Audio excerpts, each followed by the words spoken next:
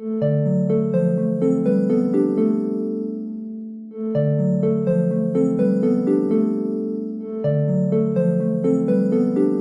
je suis heureuse de vous retrouver sur cette nouvelle vidéo de la série Myosthésie plurielle. Je suis Karine Montreuil, praticienne et formatrice en myosthésie, et avec ma consoeur Aurélie Blanchet, nous proposons une série d'interviews de professionnels de l'accompagnement qui se sont formés à la myosthésie afin qu'ils puissent s'exprimer sur ce que la myosthésie leur a apporté dans leur pratique. Aujourd'hui, nous vous accueillons Claire. Bonjour Claire. Bonjour Karine.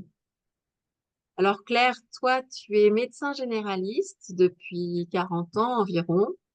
Tu t'es formée à la myosthésie il y a déjà quelques temps et tu as été certifiée en 2021. Et tu vas nous parler donc de ce que la myosthésie a pu t'apporter dans ta pratique professionnelle. En fait, j'ai découvert la myosthésie relativement tard dans mon parcours.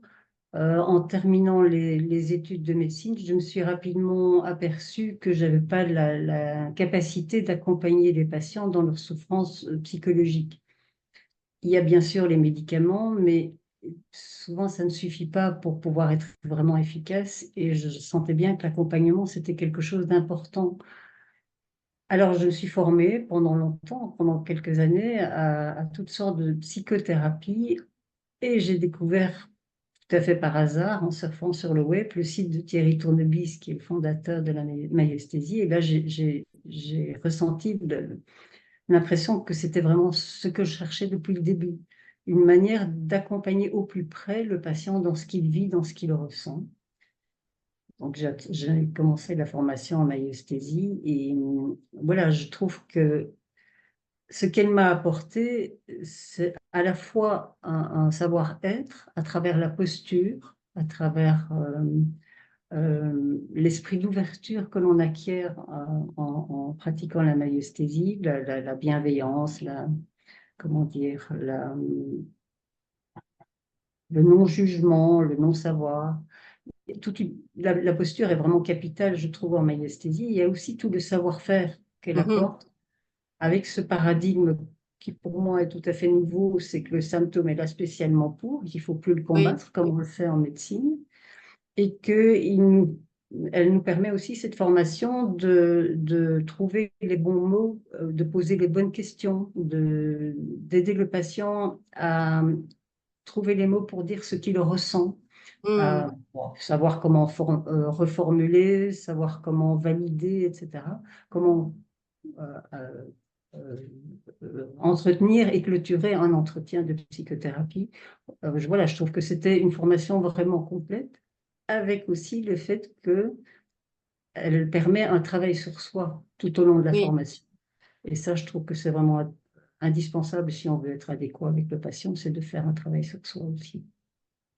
Tu veux dire que du coup, ça a permis pour toi de pouvoir aussi asseoir un petit peu ta posture, ta capacité justement à être un repère un peu stable pour accompagner ou entendre les patients. Tout à fait. Je pense qu'il y avait aussi un travail à faire sur moi-même pour pouvoir voilà, être plus disponible et plus ouverte à tout ce qui se présente. Et en myosthésie, on sait qu'on peut s'attendre à tout.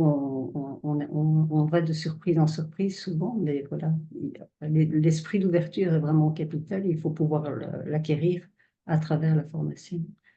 Et alors, ce que je trouvais surtout important pour moi, c'est qu'elle nous plaçait vraiment, la myosthésie nous place au cœur de l'être, au cœur de ce qu'il vit et de ce qu'il éprouve.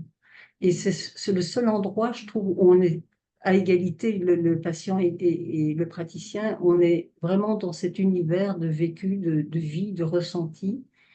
Euh, c'est un peu le chez nous d'humanité dont parle Thierry Tournebise, et c'est la position la plus confortable qui soit, je trouve. Oui, du coup, C'était ça, on peut dire vraiment que ça a complètement modifié ton rapport à ta patientèle et ta manière de regarder voilà, les personnes qui te consultent. exactement, Tu les as vus comme des exactement, êtres et non plus comme à part des... entière.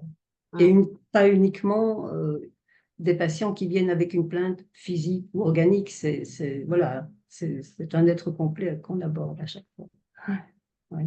Et tu nous as parlé tout à l'heure de ce changement de paradigme par rapport à la question du symptôme qui n'est plus vu comme quelque chose à éliminer.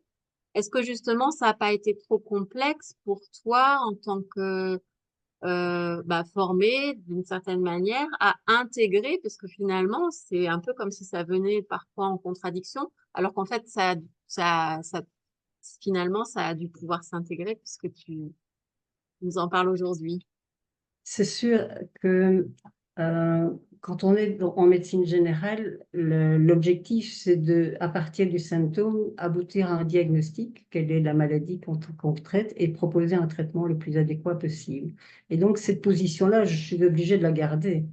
Par contre, ce que j'ai acquis avec la formation, c'est vraiment, comment dire, la posture et la conscience que derrière les mots, il y a beaucoup de souffrance, que parfois le patient peine à formuler, que parfois il n'a même plus envie de dire tellement il n'a jamais été entendu, qu'il y a des univers aussi de non-dits, et que cette capacité-là d'écoute, je pense que le patient le perçoit et que du coup, il se sent plus libre de s'exprimer. Et l'anamnèse, elle est beaucoup plus approfondie, elle est beaucoup plus large. Et comme quand on sait que l'anamnèse, c'est 90% du diagnostic, ouais, ça contribue à faire une bonne consultation, en tout cas.